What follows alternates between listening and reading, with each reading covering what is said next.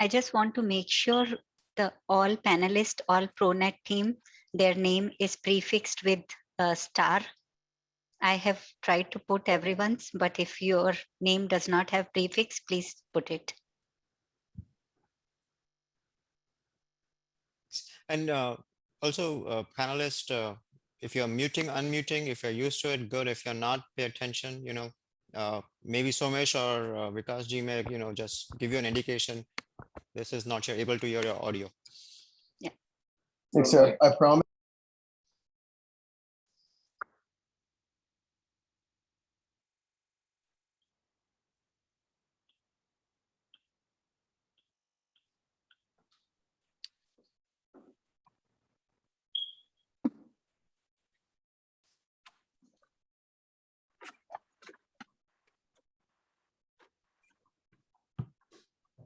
Good luck, everyone. Thank you. Good luck. Same to you.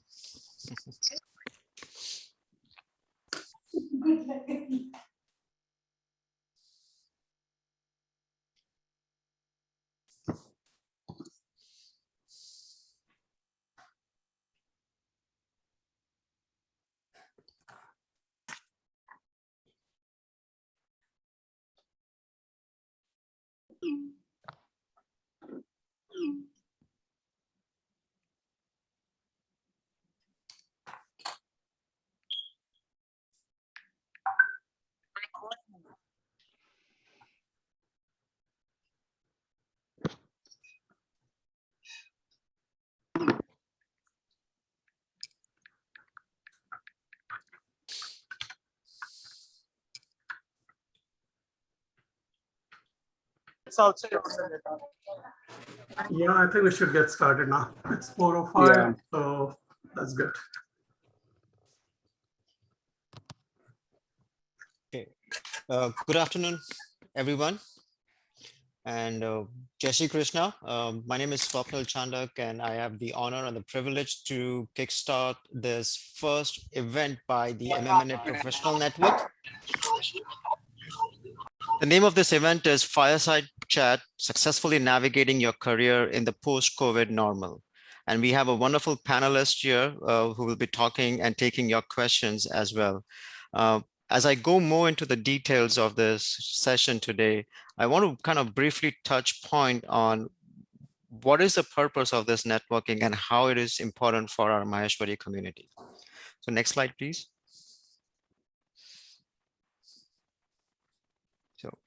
So the reality is many of us, throughout our career would have shrugged when we hear the term networking. We often tend to associate it with, oh, the idea of selling yourself. It's an awkward feeling. I've been there personally early on in my career as well. And despite, its off-putting connotations, the reality is that networking has many, many, many benefits.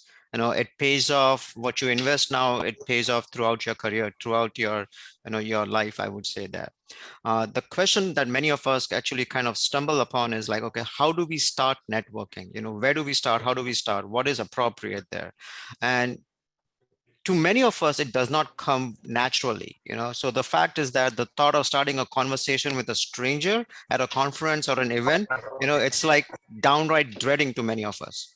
So MMNA has launched a new initiative this year. It is by our community members and it is for our community members. This initiative is called Professional Networking. We are calling it ProNet as a short. And it is built on a very specific mission, vision, and goals. So as you take time to understand this, please, we have spent a lot of amount of time and man hours to define the objective and the goal for this ProNet team. And you will hear Somesh, from Somesh, who talks more about this. The idea is to get the conversation flowing, leave room for future meetups and discussions. And on that note, don't forget to also bring your business cards. You can swap them, you can obviously talk about this. Next slide. Here are some of the benefits of networking that I have, basically seen throughout my career, and I have jotted them down. I can explain them in great details offline, but think about what you want to achieve as you embark on this journey of networking. There are some that are very, very low hanging fruits, and there are some that you can actually build up on this long-term journey that you have. If you're in an entrepreneur or business, you want to strengthen your business connections. If you're a young professional entering, you want to raise your profile, you want to advance your career. Those are the advantages. And then, of course, if you are a freelancer, you want to get out and look for more opportunities there. So those are the kind of benefits that you see from networking. With that, I will now pass on to Somesh, who will explain the ProNet team's objectives and goals further. Somesh? Thank you, Swapnil. So I want to start off by thanking MMNA. This really came out of the initiative and the hard work from MMNA. They planned this and they helped put together this awesome team. While I'm giving the voice, it's really a set of awesome professionals that you will see in a short in a short while here that have put this together. And this is a really exceptional group of professionals that MMNA has brought together, to kind of kick off this ProNet for our community. A lot of us, when we spoke with folks in the community, a lot of us are in the professional field. A lot of us do professional networking, and there are so many opportunities for us to kind of help each other, learn from each other, and as a community, evolve and progress on that professional journey. So thank you for giving this team that platform, MMNA, and we are very excited to kick off with this first of many events that will take us on that journey. So as this team came together, the goal that we really focused on was connecting MMNA professionals to make them more professional and successful, and thereby enabling the professional progress of our community. We all have some really awesome backgrounds, professional experiences, and this is just a platform where the community comes together and evolves together. The objectives that we mainly will focus on is the networking platform, of course, for our members in the North America, help professionals gain exposure to industries, functions, and so on. And of course, there are opportunities such as mentorship, to directly help community members. Focus so far has been developing a MMNA professional database, and to that end, we have a LinkedIn group, and it's listed here, and we will also share it after the event, where there will be a database of professionals within our community, where we all can benefit from that network. We want to organize effective events, and this is one of those. We have lots of good ideas that have come in from the community on what events will be helpful, what should be the focus areas, and so on. So organizing those events, establishing and maintaining communications with the MMNA professionals. It could be social networking, it could be other platforms, digital as well as in person. Institute guidance initiatives such as mentorship program, and support such activities at the chapter level as well. We have heard a lot of good initiatives at a chapter level in this regard, and while we are learning from those initiatives, we feel like there is a great opportunity to share the best practices, and all chapters can benefit at a chapter level as well. So a shameless plug here. There is a LinkedIn group that we would all like our MMNA community members to join. You can learn more about the initiative. There is on the MMNA website that you can learn more there about ProNet. And also we want to take this opportunity to remind you there is a survey here, the link at the bottom of this slide, where we want to take input from you all to shape ProNet so that it is for the community and by the community, and it addresses the needs of all our community members. I won't take too much. I know too much of time. I know we are all waiting for the exciting panel here, but I would be remiss if I do not mention the great support system we have to put together this event. A lot of folks have worked very hard to put this event together, and I would like to acknowledge the ProNet team here, Ajay from Dallas, Texas, Manoj from Ashburn, Virginia, Purva from Houston, Raj Bhaiya from Boston, Somil from Los Angeles, and of course the MMNA support, Swapnil and Abhilasha Jiji. Really appreciate the support, and this is really a team effort. We have great things lined up here. With that, that's the ProNet. For any questions or any input you have, feel free to reach out to us. With that, let's get into our event itself, and let me introduce our moderator, Vikas Bhutada. Vikas Bhaiya is no stranger to you all. He has been a shining light, a guiding light for MMNA for a long time, and we are very happy that he accepted to be the moderator for this first event. With that, let me hand it over to Vikas Bhaiya. Vikas Bhaiya has lot of experience in the IT industry, in several countries, educated from IIT. I couldn't talk more about how highly regarded his professional credentials, and of course he has contributed through professional and social affiliations, as you all know. Originally Vikas Bhaiya is from Amravati, and now he lives in Detroit area with his family. Vikas Bhaiya, we are very happy and honored that you have accepted to moderate this event. Let me hand it over to you. Thank you so much for that generous introduction. And Jai Shri Krishna, everyone.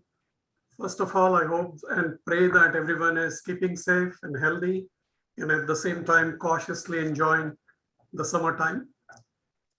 So some of you are also possibly joining us for the first time. So special welcome to all of you to this session. I also want to congratulate the MMNA ProNet team for this initiative and organizing this panel discussion. I'm very happy to moderate this session with this group of wonderful panelists. The relevance of this topic today is very, very valid in the given situation. As we all know, the world has seen an unprecedented upheaval during the last 18 months. We have all been living in the world of tremendous uncertainty, of fear, chaos, ups and downs. Our kids are puzzled, right? When they go to school one day, stop another day, resume again, wear masks and whatnot. The financial markets globally have been taking wild rides. Economies of several countries have struggled, have been destroyed, recreated. Several businesses have been closed down for good. Unemployment has peaked to World War II levels, and so on. On the other hand, we see that there are several new opportunities that have evolved, right? Several new businesses have come up. Even the technology that we are using today, Zoom, most of us had not known about it until 3 years back. And now even our grandmothers and our grandkids know about it, right? Businesses like DoorDash, Uber Eats, Teladoc, they have flourished and they now have multi-billion-dollar valuations. So see the two sides of the coin. How do we navigate our careers in these turbulent times? The MMNA ProNet team, as I said, has really chosen a very relevant topic for this inaugural session. And we have 4 accomplished panelists who really bring different perspectives on this topic of navigating our careers. I'm sure that at the end of it, we all will walk away with good wisdom, good tips. So please stay tuned till the end. Now, before I introduce the panelists, a few simple housekeeping items for the session today. We have received a lot of questions during the registration from the audience. And so we will be covering most of those. Some of these questions we have grouped together. So we can spend time on those. If you have a question, you can type it in the chat. And our question curation team here will group those into logical topics. Please stay on mute at all the times unless you're speaking.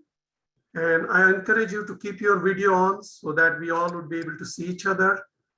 Now, if we can't cover all your questions today and you have a specific request that is of interest to you for any of the panelists, please let Somesh know and he will facilitate an offline dialogue for you with the panelists. So let me get into the introduction of our panelists. Sanjeev Ji Daga. Sanjeev Ji lives in Boston. And in fact, many of the MMNA members would also know his dad, late Shri Manmohan Ji Daga, one of the co-founders of MMNA. Sanjeev Ji is the CEO of Harvard Management Company that manages large endowments for Harvard University. And he brings over 30 plus years of experience in managing such investments and the risks. Sanjay Ji has done his BA in economics from Rutgers and MBA in finance from NYU.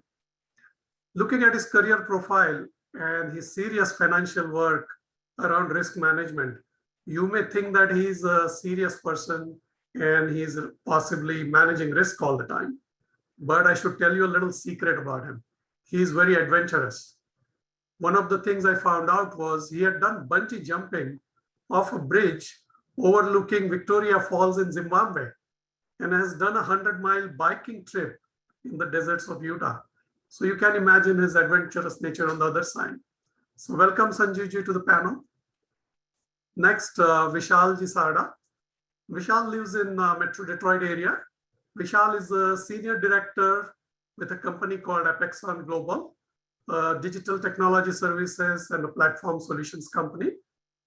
He leads the human capital management function at the company and brings over 20 years of experience in managing global HR function.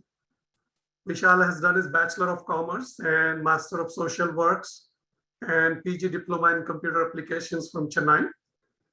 I should tell you a little secret about him too. He loves to buy lotto tickets and is dreaming to win big. In fact, I got worried last night whether he will show up for our meeting today as a panelist or not. But then I was also hopeful that he wins a lotto ticket and maybe each one of us in the audience gets a Tesla from him, just like what Oprah Winfrey did a few years ago. So Vishal, if you win big, don't forget us. Welcome to the panel. Neha Rathi is again a known face to most of us in MMNA. She lives in the Boston area. Neha has done her MBA from UMass, and she's an AVP of digital marketing at State Street Global Advisors. She's volunteered on several of MMNA events. Even last year when we had a Utsav event, Neha was our entertaining MC. I know she sings well, but you know, her world really goes beyond the digital world as well. She is in the classical world too. She is a trained singer in Hindustani classical music. She's been a part of musical talent show for an Indian TV channel and has also been a radio jockey. I don't know where she finds all that time though. So next we have Abhimanyu Muchal. Abhi lives in New York, and I'm sure that most of you associated with MMNA know his dad, Jitendra Muchal. And Abhi is a senior product manager with Nubank, the largest fintech company in LATAM region and the largest digital bank in the world. So he's engaged in the fintech product management aspects, and having worked at Facebook and Salesforce brings some of the unique perspectives in the digital space. He has done his BBA from University of Michigan. Yay, go blue, Abhi. Go blue. And almost moved to Sao Paulo in Brazil last year, just a few weeks before the COVID hit. I'm glad you did not do that. And he's been learning Portuguese for work for the past 16 months. And he also ran 2 half marathons last year. So amazing work, we keep it up. So you heard about the great background of all these panelists. They bring in very diverse skill sets, and also they represent different demographics, digital, HR, fintech, investment management, youngsters and seasoned professionals. You know, we have all them. So I'm really excited to hear from them and learn more from them about the industry and all the changes we are seeing. So without further ado, panelists, are you guys ready for the fire chat session? Great. So let's fire it right away. So this is a question for all of you, and we will go in the sequence. So to start with, if you all can explain a little bit about the nature of your work and the role and responsibilities in your company. And in the second part, if you can also tell us as to how you made this progress in your career, what did it take for you to develop those skills and get there where you are? So if we can start with Sanjeevji and go in the sequence.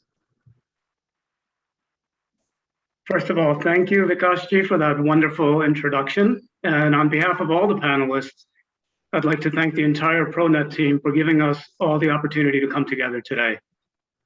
So getting started with the question, as Vikashji said, I work at an endowment. So let me just first start by explaining what an endowment is, since if anyone in the audience is like me, I had no clue what an endowment was or what it did until I entered the space. So very simply put, an endowment is a pool of assets given to an institution by donors in order to support the mission of the institution. So I work at Harvard Management Company, which is a separate entity set up by Harvard to manage its pool of assets, which supports Harvard's mission of education and research. But essentially, we are a investment management firm. But most endowments are different from typical investment management firms in some very important aspects. For example, we're tax exempt and we only have one primary investor, which is the university. But the most important difference is that we have an extremely long-term investment horizon, since we're managing the assets in perpetuity for future generations. But at the same time, we need to meet the short-term needs of current students. So these diverging time horizons really have a massive implication on our investment strategy. Let me next just talk about the nature of my work and my role. Broadly speaking, my role is to work with our CEO and our board to set the firm's strategy and make sure we have the resources to execute and support the strategy. I'll give you two examples to explain what that means in practical terms.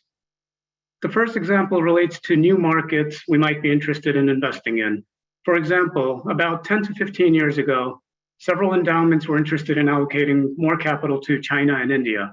So we needed to study the regulatory and legal requirements, identify local service providers with whom we could partner, open necessary bank and brokerage accounts, and a laundry list of other things. But the key thing is that part of my job is to navigate through the maze of studying markets and financial products. The second example I'll provide relates to IT.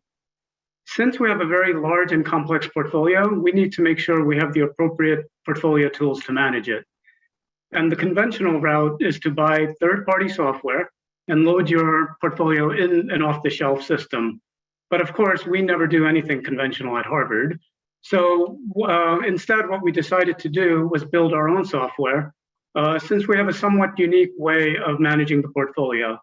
And my role is to make sure we have the ability to scope the system, which is no easy feat, as all the IT folks in the audience know, and also to make sure we have the skills internally to build the system. So my role is fairly broad, which keeps it very interesting, but hopefully these examples give you a sense of what I do. In terms of how I got here, I'll just be very brief on this.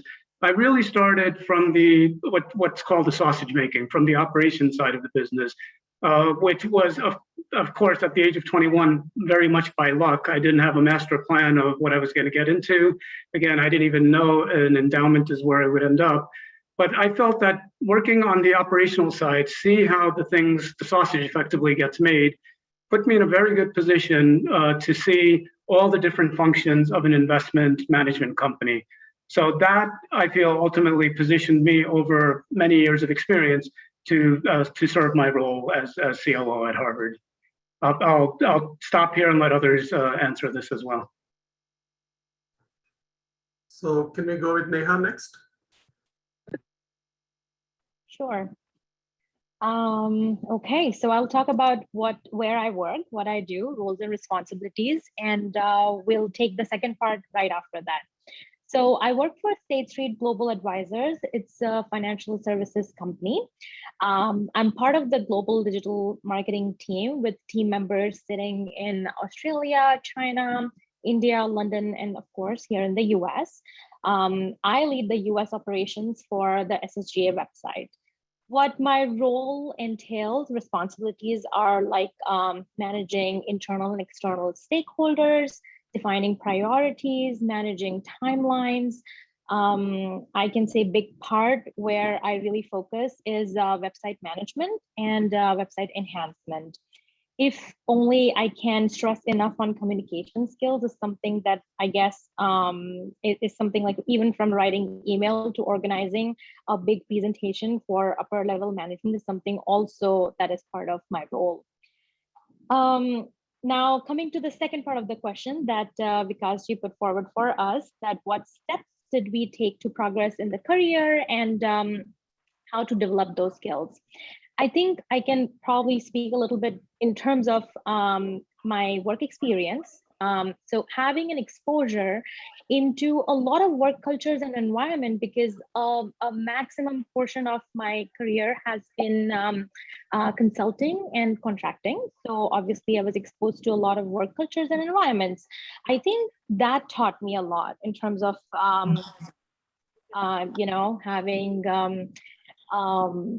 having to meet deadlines, which are just like under pressure deadlines, or you talk about consistent and any kind of communication strategies that are put forward, or negotiating skills, organizing skills, relationship management. I think a big part of what I do also involves resource management. So that also kind of played a role. I think a lot of things that I kind of develop in terms of skills in career comes from reading, if we are to talk about like real examples, I can really put marketing related examples for what I read in terms of blogs. So there are a few like Adweek or Refinery 29, or we were to say Mashable. Here are just few examples to name a few. That's it from my end. Vishalji? Jai Shri Krishna, everyone. Just to give you some insight about the company which I work for. I work for Apexon. It's a digital technology service and platform solution company. Been in this business for 25 plus years. They have 10 plus global locations, headquartered in Southfield, Michigan. We have offices in India, Australia, Canada, and few other locations in US. With reference to workforce, we have 5,000 plus highly skilled software workforce. They work globally. 90% have a master's degree with them. 60% of our workforce is a global on global immigration, with 30 plus nationalities from 6 continents. They just missed one from Antarctica. At Apexon, we are committed to building a diverse, equitable, and inclusive workforce. And something about my work, role, and responsibility. I head the global HR function for US and Canada and Australia. My responsibilities include smooth functioning of human capital, mainly from hiring till termination, ensuring that all policies comply with legal regulations like Department of Labor, USCIS, FMLA, EU, Wage and Hour, and all other federal. I oversee all HR function and staff, managing yearly HR budget of $5 million, and with reference to compliance, legal, and immigration. Role includes developing, monitoring, and implementing company people management strategy, performance management. Steps which I've taken in my career, mainly it's based on self-learning. I learned through internet, practical learning, frequent interaction with other HR sparks in the industry. It can be manufacturing, IT, or other HR sparks. I follow the process like creating a problem and solving a problem. If you're a problem creator, you will know the solution, so you'll be able to solve the problem. So these are the steps which I've taken in my career. Thank you. Cool. Yeah, I'll go. Just echoing the sentiments from earlier, thank you for having me on this panel. As you may have noticed, I'm by far the least experienced person here, so I'm here not only to contribute, but more importantly to learn from my fellow panelists. The one experience I do have is I've been a part of MMNA since I've been born. Thanks to my dad, I've been to 6 conventions, and I've been part of many of these networking events on the other side. So I'm happy to pay it forward now because this helped me in the past. Talking about my role, Vikas and I will talk a little bit about my company. Just briefly, it's called Nubank. We're the largest digital bank in the world and the largest fintech in Latin America.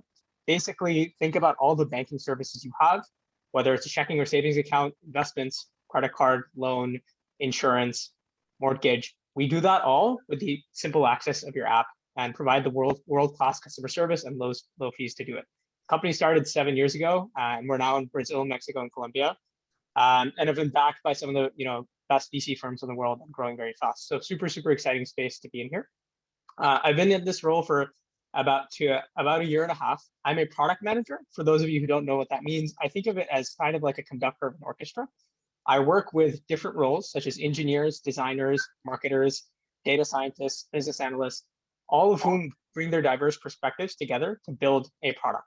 I'm currently responsible for creating a new team at Nubank, building personal financial management tools for our customers, so helping customers save, budget, and just having a better and more healthy financial life. How I got here, so I went to University of Michigan, which is for anyone out there a great place to start, because it's such a great platform and exposes you to so many opportunities. I was always interested in two sides of the world. I was interested in the business side and went to the Ross Business School, and I was also interested in technology. And I couldn't make up my mind, and I wanted a role that would give me exposures to both. And that's what led me to product management. So I did a couple of internships and then worked at Facebook, which was my first job out of school. While I was at Facebook, Nubank reached out to me. On top of that, I think the things that helped were definitely using your network. Product management back then and still now is not as common of a career path for new grads coming out of school.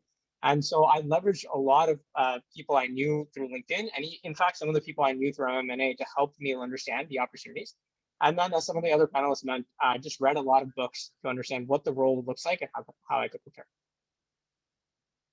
Thank you all. That was a great insight. I think it helps everyone to understand what you guys do and how you got there.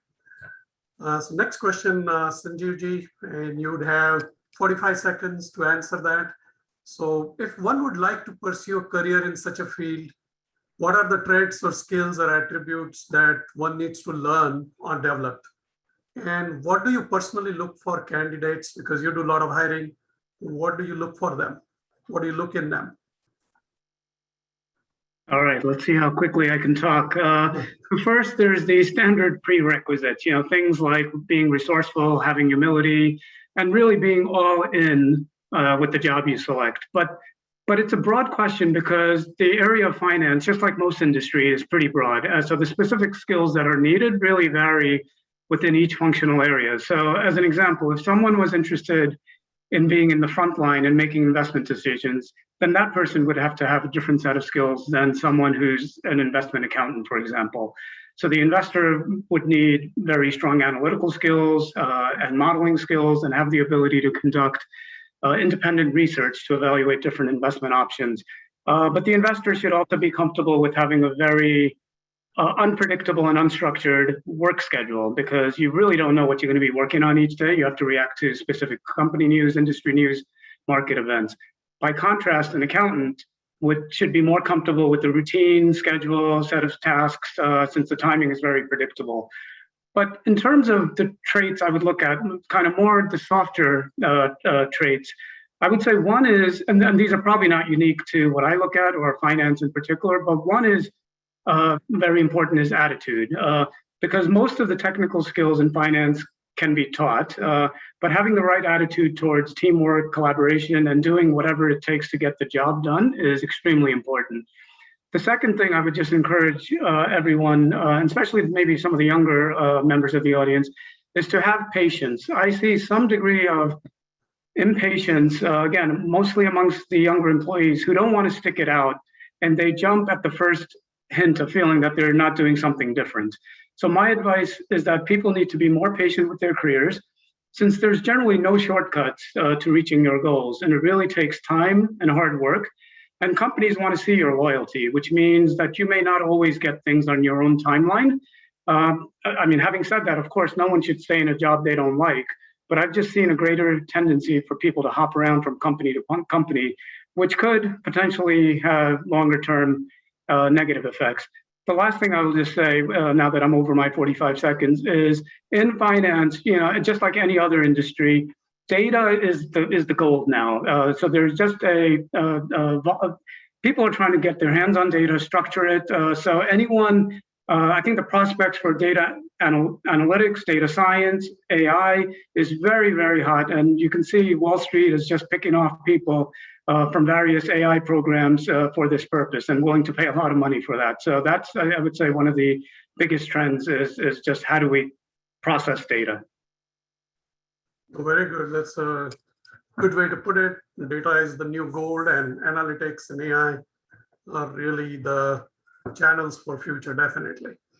So Neha, with that, most of us are aware that in the field of sales and marketing, they generally go hand in hand. However, with the acceleration in digital transformation, particularly during the COVID times, the typical sales approach people followed in the past, meet and greet, developing relationship in person, that took a backseat. So in view of this, how has the concept of digital marketing taken shape? What's your view? You have 1 minute. Okay, my time starts now.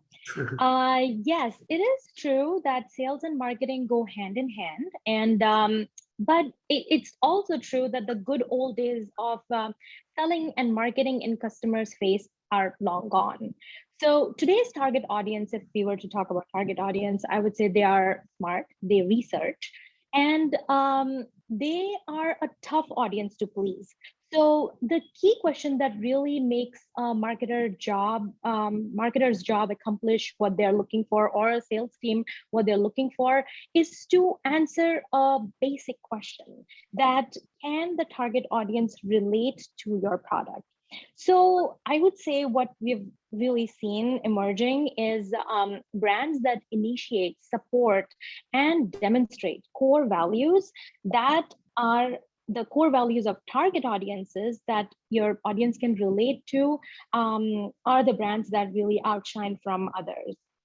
Like, if we were to take examples like brand activism, or say rise in political or any environmental activism, they came up as upcoming marketing trends in the recent, like if you were to talk about, so let's take an example. In this age and day of conscious consumer, it's like a brand has no choice but to really step up, speak up, and take responsibility, or else there is a risk of losing an entire generation of customers. Brands supporting Black Lives Matters, or brands going environmental friendly, or say like State Street, they support women in leadership roles, or so on, are basically few of the examples that are becoming part of the change. So consumers, coming to my final point, is consumers really want to invest in a company, a brand, a product that are more futurable, like that are more sustainable. So they just don't want to go for a good product, but a good company that really has the same values as they do. Very good. Brand establishment is the message. So that's great. So Vishal, on the HR side now, the traditional HR management role also might have taken a different twist during the COVID times, as everyone had to work from home or remote. So how did you deal with these aspects during the COVID? 15 years back, I set up on-site offshore HR working model, and it has helped at this point of time. So all we need is a laptop and a strong internet connection. So most of us work remotely. So we also follow the same process. Right now, we are doing remote online onboarding, cloud-based paperwork. So there's no hard paperwork or mailing of paperwork required. Flexi working option, automation, employee self-service, timesheet submissions are through online system, portal system. We build employee manager relationship. Great. Thank you. So you were proactive and you've been building that over a period of time, and obviously a lot of organizations had to struggle during the COVID times to manage that. Yes. But that's great. So Abhi, we move to you. So I also heard that you of course, you planned before the COVID times, but you switched job during the COVID times. And so how did you manage that, particularly when you were starting in a new company, you were onboarded remotely, and how did you you could not meet your colleagues in person? How did you work on those challenges? Yeah, it was definitely a unique experience transitioning to a new company in a new industry, in a new country, in a new language, all during COVID. So I'll add all the 5 C's of variables together. I would say that looking back on it, a couple learnings. First, when you're normally onboarding into a company in person, there's a lot of in-person events and onboarding events where you get to meet a lot of people in your team and outside your team, which helps you build the personal capital easily. That's not possible. You don't make those connections in 80-person Zoom calls, as informative they are. So you have to be more proactive with reaching out to people, setting up one-on-ones or virtual coffee chats to build the network, because the network matters a lot. Second, and this is echoing some of the sentiment earlier on, in your first couple days or first couple months at a job, attitude is your currency of change.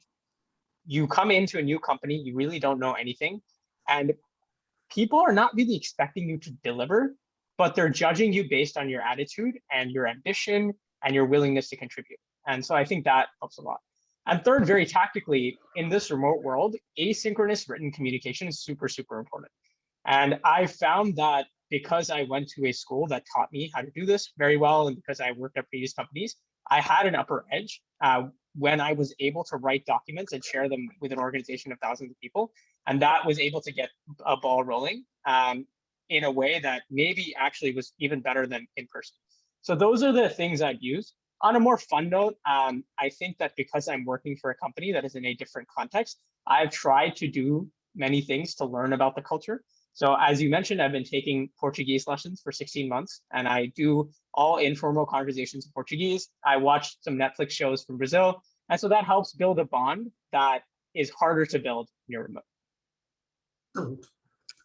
So now the next question goes to all our panelists. And this is again around the best practices during the COVID times. So if you've already covered some of those, don't repeat. And what did it take for your company to really move into that world, in the new world of remote work? And what kind of challenges you faced? How did you overcome those? So each one of you have 60 seconds to share. Thanks. Sanjeevji, you can start. Okay, I would comment on 2 sets of challenges. One were just personal challenges, which I'll just quickly talk about, in the sense that I was trying to execute a major restructuring of a complex organization, having only 1 year of in-person interaction before COVID hit. So trying to do that remotely was very challenging, but luckily I had invested a lot of time getting to know the team and building personal relationships during my first 12 months, which I was able to leverage once we entered the COVID period.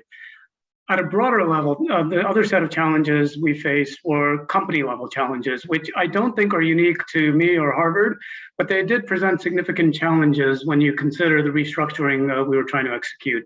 So the first is, how do you provide enough communication and transparency about the vision and progress of that vision? So again, nothing unique here, but the way we addressed it was by holding frequent town halls to update folks on progress. Another challenge was, how do you maintain employee engagement during a period of being remote? I personally had many personal ad hoc conversations via Zoom with staff, and also made it a point to promote firm-wide recognition of achievements, so call outs to individual members who hit my. And then another element was really, which everyone is struggling with, is how do you maintain work-life balance, since the boundaries between work and personal life really disappeared. So there was really no more off button. And the way we did this, I personally did this, was leading by example. So simple things like limiting after hours emails and meeting requests and to only do urgent things, making sure we took time off. So, we were telling our staff all the things that I'm sure you've heard, which is, you don't need to respond after hours, take some time off. But the staff really look to leadership. And if you don't do it, they're gonna feel a little odd doing it. So I would say really leading by example on these elements. And then finally, the big challenge of focusing on talent retention and acquisition, because we've lost people during COVID. It's a very hot job market in finance. I would say the one way we were fortunate working for us is that most of our staff are attracted to our mission. So reminding them of how the work they do and we do at Harvard helps funding things like financial aid and research, really helped with retention and engagement. So really a mission-driven environment. Nice. Neha? I'll say we started off with no logout time, as I think most of us did. But obviously the team really got worn out, and so that was well communicated to the upper level management. I think, like Sanjeevji talked about, having continuous, like, town halls, meetings to communicate to the rest of the company. Our company also did something similar. I think they were also very, in fact, they were actually very supportive in terms of, like, so they gave, if you were to talk about literal things that they did, was like, giving extra 10 days for COVID related, if you have to take care of somebody in the family or childcare. That's something that I thought was really, nice of a company to think in those regards. Like, if we are to talk about this year, they, besides giving extra COVID days, 10 extra days, besides like all the vacation days and stuff, they also came up with this, they call Disconnect Day, to really have, show the importance of mental health and how that really is significant for everybody. So they gave like an extra disconnect day for everybody to take time off. How I navigated is through, I would say, to just save myself from mom guilt, I started blocking off my calendar for 1 hour every single day. And that hour, I would just not respond to anything. I'll just probably like take my daughter out, go on a walk, we'll play with her, or like, we'll do an art project with her. Like, it's a 1 hour that I decided, just so like I'm not sitting and having my lunch with my laptop. I'm basically spending time somewhere else and just refreshing myself. That was one thing. The last thing I would talk about is having a morning routine was a real good push that helped me navigate it through, like, any kind of physical activity that I could involve in my routine. And dressing up for work really made me come out of it and like really, make it like, you're living in that world where the work-life balance may be missing, but that helped me come to a point where it was balanced better. Thank you, Neha. Vishal, then Abhi. This was a new challenge which we all faced, and we had no experience to begin with. So we set up a team and we had a discussion. So what we did is we first set up a HR contact center, assigned single point of contact with all COVID related matters. We were constantly following CDC guidelines. First step was to provide FAQs of COVID and prevention process to my workforce. We immediately assigned a remote work from home option to all those workers, including those resources which we required to be in office, guiding impacted employees and their family on COVID insurance coverages. Apexon was one of the first company which worked with BCBS and informed the employees that the treatment will be fully covered by a provider, including testing and treatment. Sudden remote work from home option issues like providing laptop, VPN, cell phone access, etc. Periodic employee wellness connect initiatives were performed. Providing time of advance to employees was one of the good initiatives, and employee like that.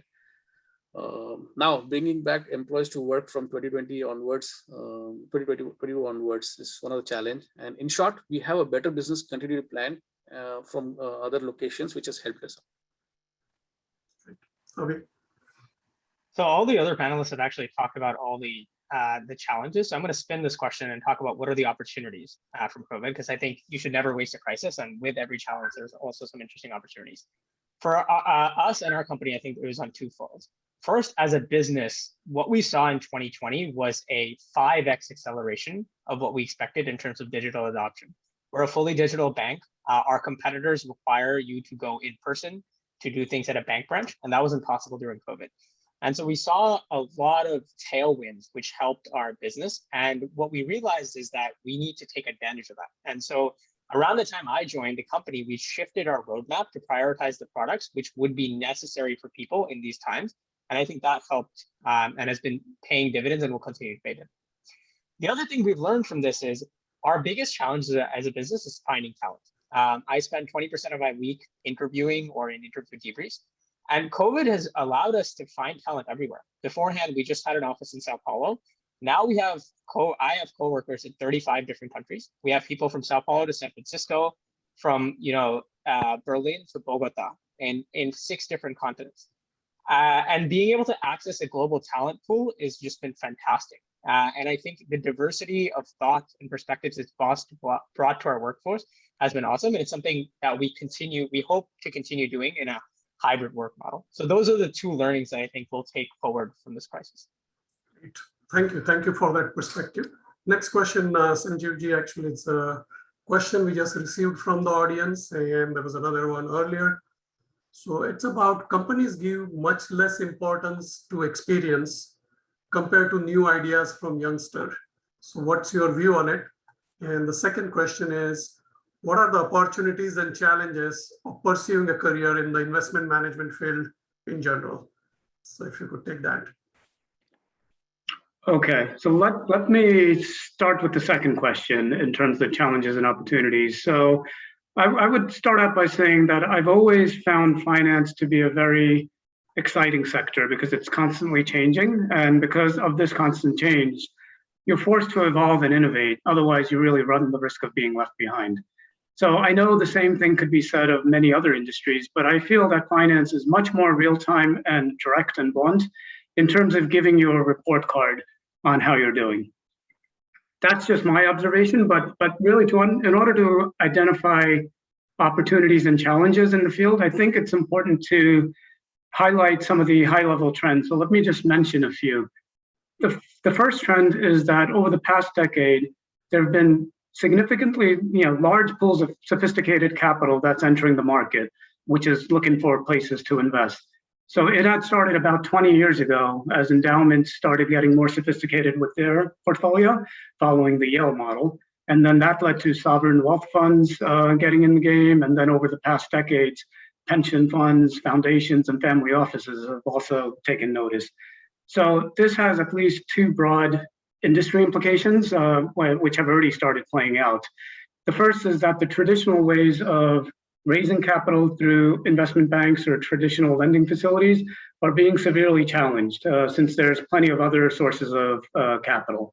And the second implication is that it's getting harder, and maybe this is relevant for this audience, it's getting harder for individual investors, and for that matter, even institutional investors like Harvard and other endowments, to generate returns that are significantly above market indices after you account for fees and liquidity.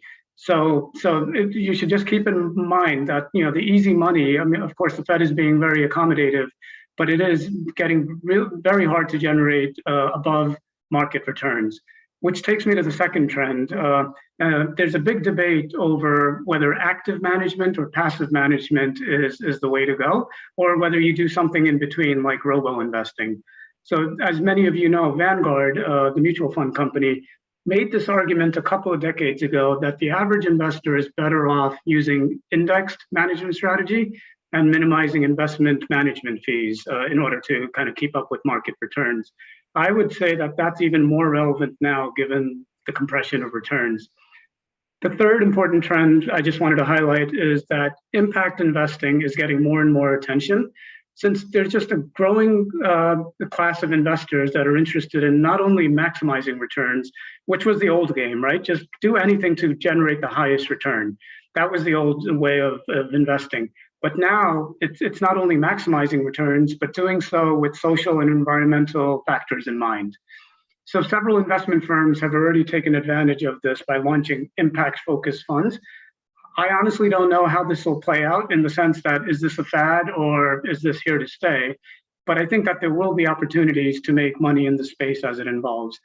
And then the final point I would make in terms of opportunities, is that I think many people know, or if you don't know, you should know, that women are significantly underrepresented in the field of finance. And a lot of people have taken note of this, and there's a big push to level the playing field. So anyone in the audience who has felt shut out by this male-dominated field should feel good that the tide is turning. It's slow, but it is turning, and that should open up opportunities for many people. Vikasji, do I have time to answer the first one, or do you want to move on to? Yeah, please go ahead. It's an important question, I think. Okay, and just to rephrase my understanding of the question, it's this behavior of companies to really place more emphasis on new ideas or creativity versus experience, and de-emphasizing experience, and therefore employees are just reacting to the lead they're getting from leadership. I think that is true, but just like anything in life, the reality has got to be striking a balance in between. Experience obviously plays a big part, as do new ideas. So I think the tension that's in the room is, there's old school management which really values experience, and unless you're a certain age, at least in certain fields, and finance is no different, that you have to have some gray hairs before you can kind of get promoted, and especially in things like private banking, no one puts out a 22-year-old to meet with high net worth clients. So there is an element of tenure and age and experience, but that honestly is unfortunate, because you shouldn't judge people's contributions based on that. Having said that, I think the old management needs to know that the landscape of the employment space is changing, and the younger generation of employees really are much more mature, much more educated and sophisticated as to the way the world is moving. So whether we think about technology, for example, and developing websites or launching products, it's very much a game of take ideas from the younger generation, because they are more connected to technological change. But then management can't react to every little idea, because many of them could be very unprofitable. So I'm not sure. In a nutshell, I think the balance has to be struck somewhere in between, and I'll leave it at that. Yeah, a great point. I think that answered the question very well. Thank you. So with that, Neha, move to another question around digital marketing. As it is evolving now in the post-COVID world, how do you think it will impact businesses long term? You have about 60 seconds to answer. Okay. I know, like we basically all know, while that the world feels like we've made no progress in 2020, working from home, probably like sitting in sweatpants, watching the same sitcom or reruns, or things like that. I feel like if you were to say, it's not exaggerating the fact that there was a lot happening in the digital domain, and it's really safe to say that digital marketing came mainstream. So while the rest of the world was basically kind of in standstill, the internet was on fire. And while I was researching about, trying to gather the latest information about what I can impart as knowledge in my learnings, I found that two of the most prominent digital marketing trends that really saw an uptick, and that can be the ones that will be really running the show in the future too, would be the couple that I have. So one of them is live video. I don't think it's a surprise, but the video became the very model of communication, whether it's in regards with B2B, or it's a B2C kind of communication, like from corporate conferences to retail companies to museums to everyone who you can imagine. Like, because you was talking about from granddaughters, grandkids to grandparents, they were really using the video communication as the tool. It actually has become part of the norm. You talk about Zoom calls, you talk about TikTok, you talk about Instagram Reels, or live videos, that the streaming videos. I know that my company has spent so much money in ad campaigns related to that involved video streaming in the last year, that it was exponential. And getting that from a financial company is a lot. So that was like one of the trends that we can talk about, as how it has changed the face of marketing and made it more unconventional in nature. The other thing that I think is a good point, and I'll literally try to finish in the next 30 seconds, is the user-generated content. It's a trend that is not very new. Everybody knows about it, but I think it's just like live streaming, which actually saw, if you were to look at numbers, saw a 99% hike. The same way, user-generated content saw 86% hike in terms of the way companies are using it now. Like, more businesses are turning to social media for selling or like, promoting their content than ever before. And it's basically not in a typical paid ad campaign format, but you'll see that the users and actual people who are using the content is really like providing reviews or videos or images of what they are doing. So coming to the basic point of how people trust other people when they are really making those decisions. So post-COVID world, company has seen those basic practices. Companies that have really leveraged upon those are the ones who are really going to basically be pursuing those trends. Great, thank you, Neha. Vishal, we have questions that we received around immigration. So primarily because of this situation, the students have been delayed in getting their, let's say, transition into the country or changing over H-1 visas, delays in all the green card processing. So if you could take a minute and comment on where does it stand now? Do you see any improvements coming in? Some of our audience has asked that question. I learned that student visa was delayed because of this COVID and consulate stamping process, but they have opened up in the last minute and they have cleared up all their backlogs. So from student point of view, the backlogs have been cleared, and there are some still some cases which are pending, and they have to start in the next batch. From H1B and EAD point of view, the H1B visa holders can see some LCA high wage level changes. Their wage requirement might be bumped up. So there are some changes which are expected. There is a good forward movement for EADs and green card.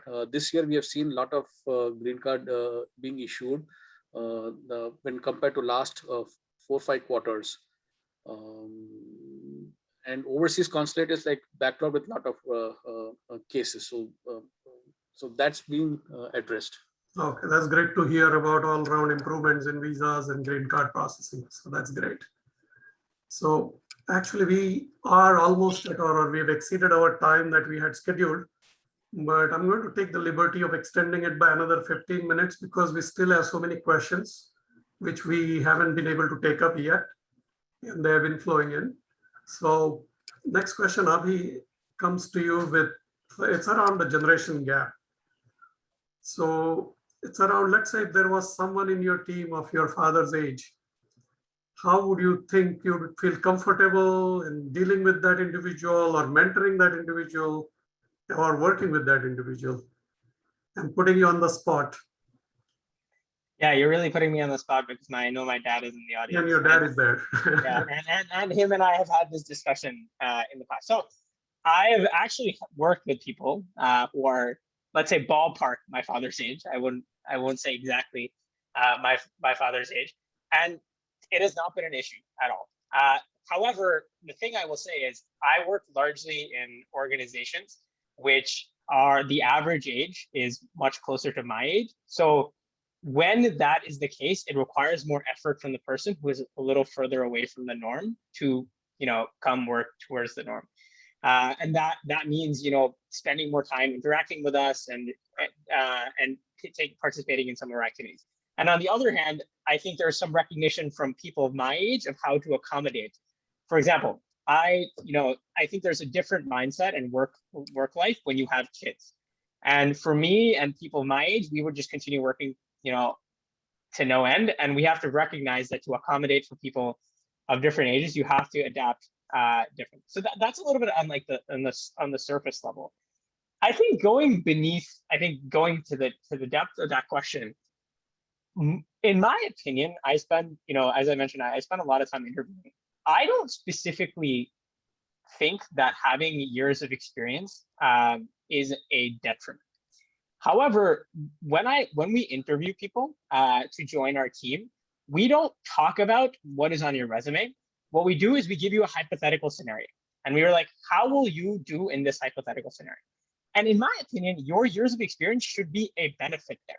You have 15 years of doing things, and therefore you should do even better in this scenario. And then we take it from there. So I think, just to summarize the answer to your question, one, I have worked with people my father's age. I don't know if I would be able to work with my father, but that's a whole separate question.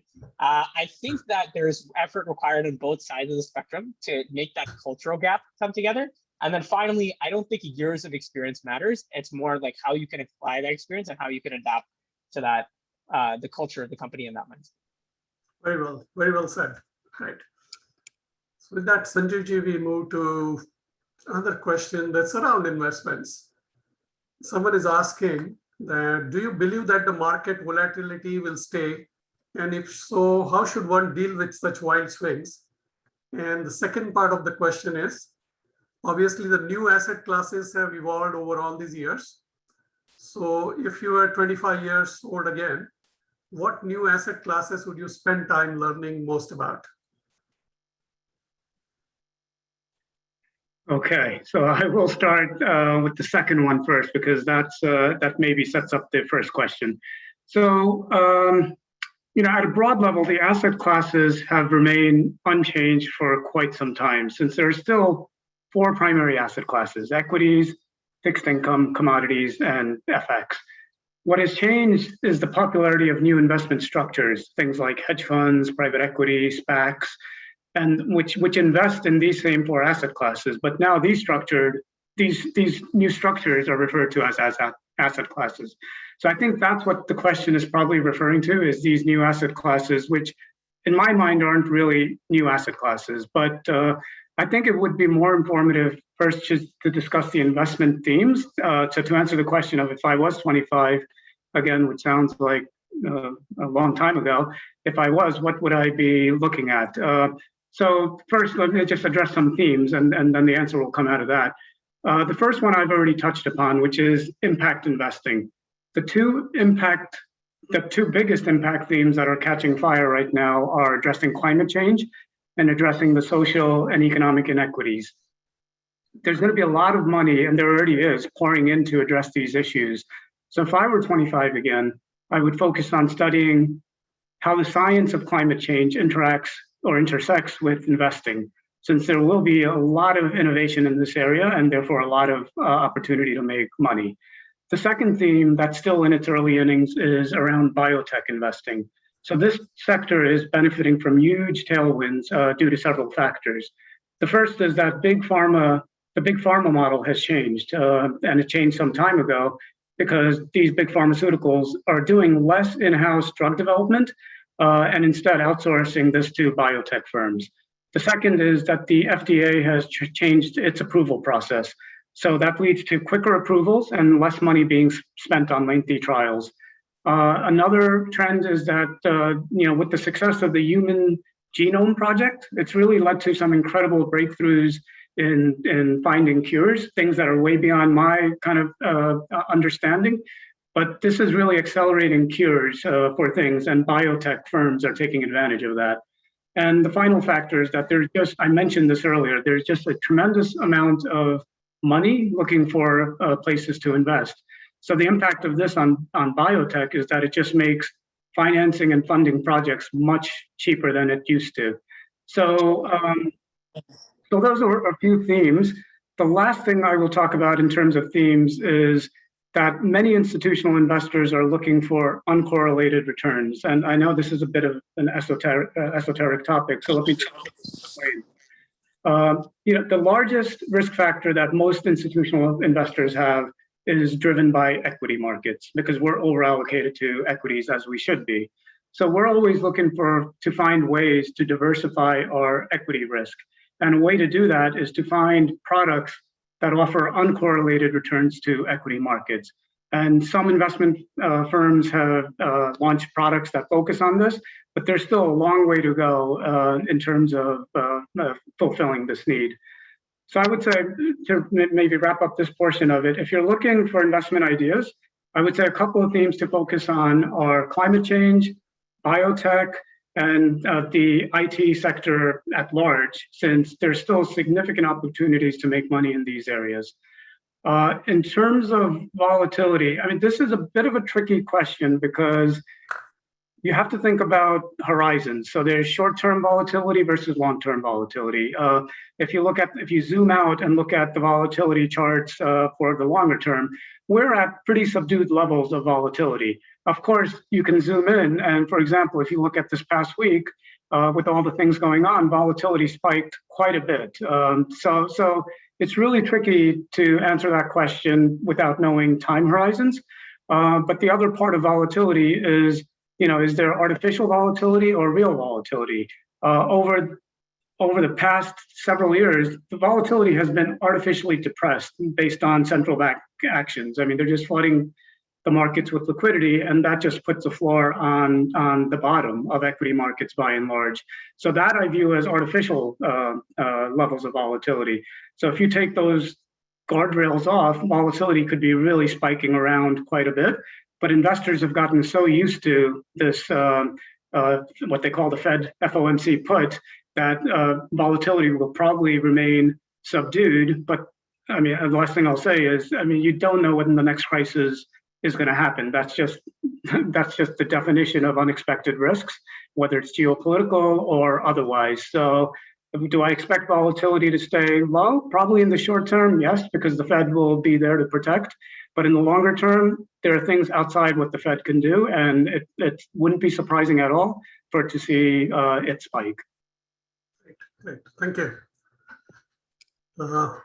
Move to Neha. Neha, question for you around the job or the career path. If somebody wants to look into digital marketing, that's of interest for them, what kind of skills or traits or education or training they should take?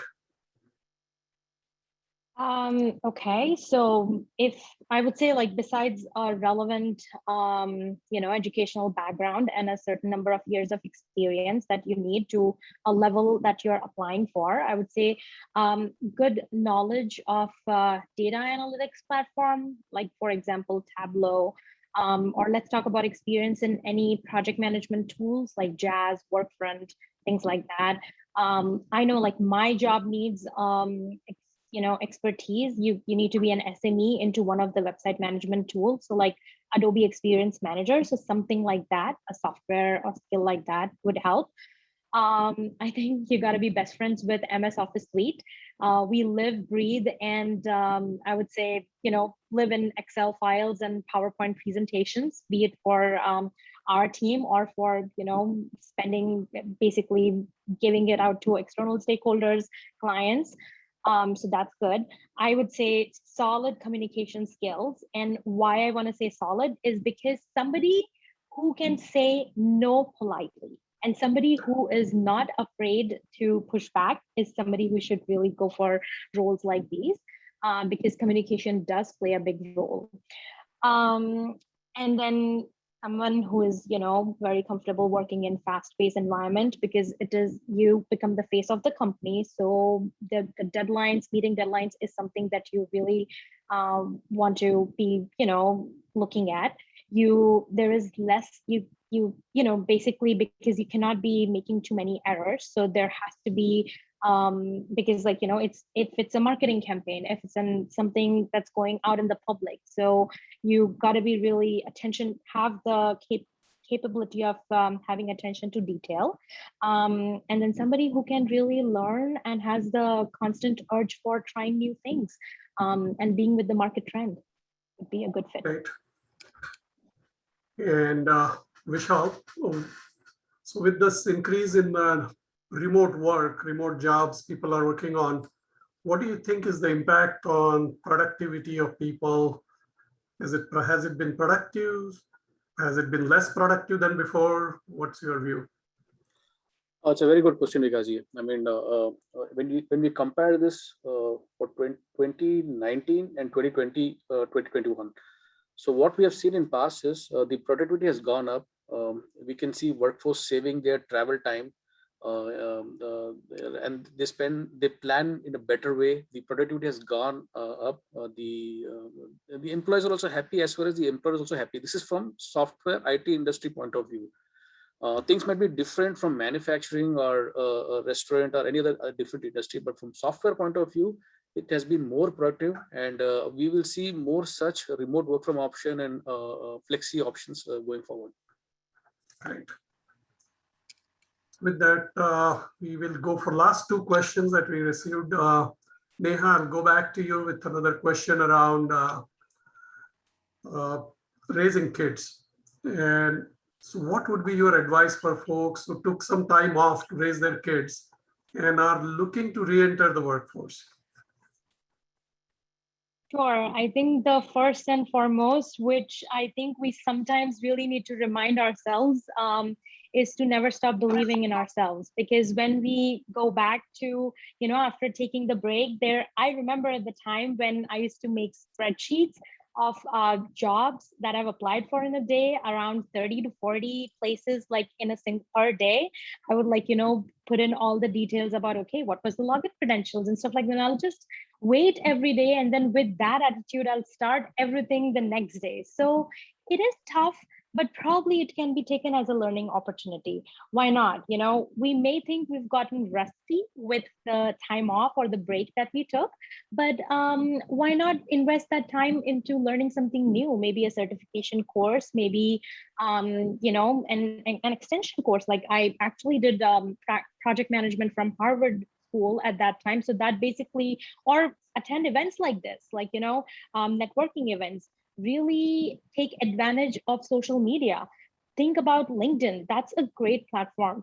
I think one good thing that always is important to keep in mind is if you do not if you do not ask, the answer will always be no. So I think nudging people sometimes is okay, because you are looking for insight, you are looking for help, and it's okay to reach out. So LinkedIn, looking for first level connections, second level connections, that's a good source. I would say, going there, adding some value by doing a course or something, and then never giving up. I think these are the few things I would say. Lastly, actually, no job is small job, I would say, because I remember how I entered into contracting was because I thought that, okay, I have 2 MBAs and I'm still not able to find a job. All right, how about I start with contracting? How about I take like a 3 months project? It helped me learn even better than how much I would have learned staying at one company for the length of my career. So, go with the flow. No job is small, and keep going for it. Excellent, Neha. So very good points, and I think they're very useful. I definitely learned a lot from that. Perseverance, and you also very nicely highlighted as to all the objectives that ProNet has set up, how they could help anybody looking to do navigation in their career or come back to the workforce. So with that, we'll go to the last question for our youngest member, Abhi. So Abhi, tell us something about if someone is looking to start a career in fintech or switch to fintech company, how does one go about it? Sure. I think at the early stage of your career, there's not so much of a difference in terms of what you need to do to get into a very specific industry. The later on in your career, it gets more specific and you need more specific experience. So I'm going to start general and then I'll narrow it down. I would say first, pedigree does matter. There's been a lot of discussion around whether going to university matters or getting a degree matters. It maybe matters less, but it does matter. I think still going to a good institution, getting good grades, being part of good organizations does give you the edge, because that's what recruiters filter for. That's the first filter on LinkedIn. Second, over your college or your young experience, doing internships and or other projects in the area of interest is good for you. So I had a hypothesis that I was interested in fintech. It wasn't the first job I did, but I interned at PayPal my sophomore year, and that gave me some knowledge of the industry. And it's a pretty complicated space. And there's a lot of existing legacy systems that are harder to understand if you're not there. And I had an upper edge because I was able to do that. And last, and probably most important, leverage your network. I remember that 2018, 3 years ago, MMNA held a panel where Ashish Birla was one of the panelists, and he was talking about cryptocurrency. He happened to be going to Michigan, and after that, I reached out to him. And he was one of the first people I got to know working in fintech in San Francisco, and we kept in touch since then. So that really, really helped me. And that's like at the general level. More specifically related to fintech, there's just so much going on in this space right now. It's very fast moving. It is the space which has raised the most venture capital money both last year and this year inside the US and outside the US. So I spend a lot of time just reading what's out there. There's a lot of good newsletters on Substack, which I think is the new domain where I get a lot of my information. And that helps me understand what are the new trends and therefore what are the new opportunities. So that's what I would suggest. And I'm going to combine this with a question that was in the chat, very briefly answering about transferring to product management from, I believe, Priya. I believe this thing that I would recommend is that if you're working in a technical role, there's a good chance you're working with product managers and you can start doing some of their jobs without doing that job. You have the opportunity to shadow them. You have the opportunity to do, take part in some of their meetings and slowly do that role. And so you can demonstrate to whatever the prospective hiring manager is that you are able to do this job without having that formal title. So that's the recommendation I give there. Great. And we have a few more questions come in, but I guess we won't be able to take them now. We've already about 20 minutes over. But phenomenal discussion to you guys, panelists. Really, thank you so much. Amazing job you all have done. And you provided great insights. I'm sure we are going after this session much wiser, and we learned a lot from you. So thank you very much. So with that, I want to transition to our MMNA president, Abhilasha Rathi, for the final word. Thank you, Vikas Bhaiya. ProNet team, thank you again for organizing such a wonderful event. Would you all agree? Let's see some thumbs up. Really, this was fantastic. I think we could just go on and on for another hour. This seems so natural and conversational and interactive. So this was really awesome. Thank you, Somesh, Ajay, Raj, Manojji, Somil, and Purva. Wonderful job. I know how much hard work and planning went into this. This is a very new initiative, and in very little time we formed this team, and all of your hard work today, here we are. Very impressed. So Apnel, I would like to thank you for teaming up with me and forming this team and leading this initiative. Thank you. I do want to share with everyone, this team has been meeting very regularly, working very well together. They were so organized all along. This is not just for this event. So, and I'm very happy to see our Sakhi and youth representation on this panel. As you can see, this panel has been put together with a lot of thought, including the moderator. I'm sure we will see many more events and interesting things that the team will bring. Please remember to join the LinkedIn group that Somesh mentioned. It should be in the invite for this event. I also want to thank all the attendees. Without you, this event will not be successful. Saturday afternoon, we had almost 70 participants. Awesome. I want to especially thank our panelists for taking the time today and being here with us almost an hour and a half. Thank you, Sanjeev Daga, Vishal Sarda, Neha Maheshwari, and Abhi Muchal. I'm sure our Parivar members, they have benefited with your valuable inputs. I myself enjoyed.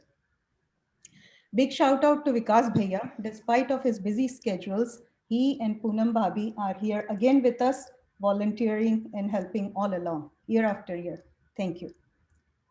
Thank you to all the Zoom admins behind the scenes. Poonam Bhabi, especially to you again. Otherwise, this event won't be smooth. I will encourage everyone to visit the website, check out all the other initiatives we have going on, reach out to the leaders, your chapter presidents, and see what's going on. I will not take too much more time from everyone on this beautiful Saturday afternoon. Once again, thank you and enjoy your Saturday, and be safe. Jai Shri Krishna.